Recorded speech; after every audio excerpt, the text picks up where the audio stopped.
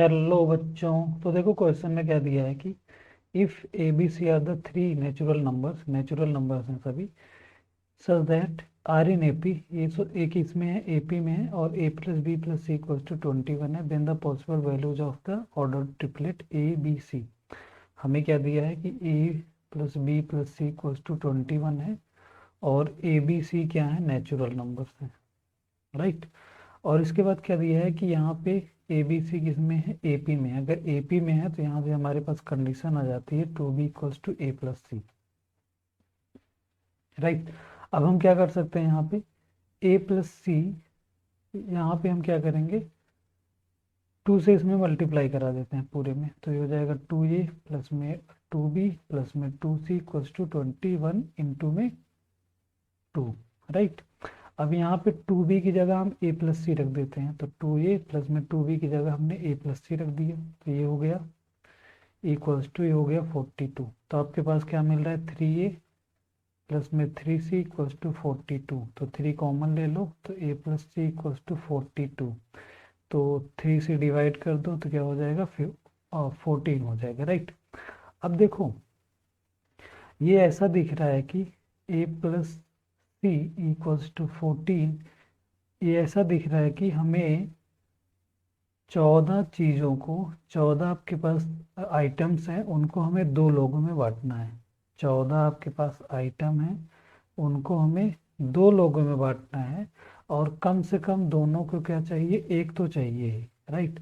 तो हम क्या करेंगे, इसको देखो क्या है, यहाँ पे नेचुरल नंबर है। नेचुरल नंबर कहाँ से शुरू होता है, वन से आगे बढ़ता जाता है।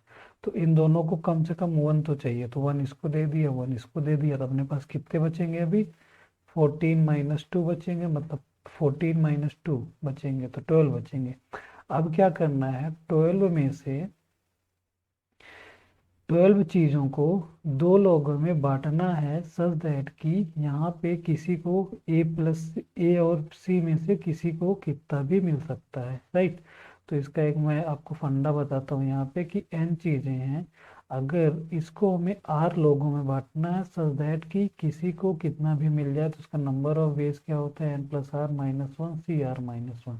और यहाँ पे क्या करना है आपको, 12 चीजों को दो लोगों में बांटना है, ए और सी में, सो दैट किसी को कितना भी मिल सकता है, राइट। क्योंकि आपको पता है कि इनको हमें नेचुरल नंबर होना चाहिए, और नेचुरल नंबर के लिए क्या कंडीशन है कि कम से कम वन मिलना चाहिए, तो वन वन हमने दे दिया इनको।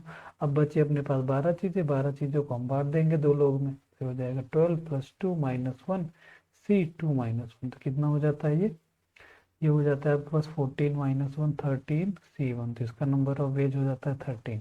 अब देखो आपको यहाँ पे डाउट ये आ सकता है कि आपने तो ए और सी को सिलेक्ट कर लिया, अब बी के बारे में आपकी क्या राय है। देखो बी, जैसे आपने ए और सी सिलेक्ट कर लिया ना, बी जो है अपने आप सिलेक्ट हो जाएगा। कैसे, जैसे आपने ले लिया, मान लो ए की वैल्यू ले ली मान लो 2, और और सी की वैल्यू ले ली आपने मान लो 14, तो बी की वैल्यू क्या हो जाएगी, A + C/2।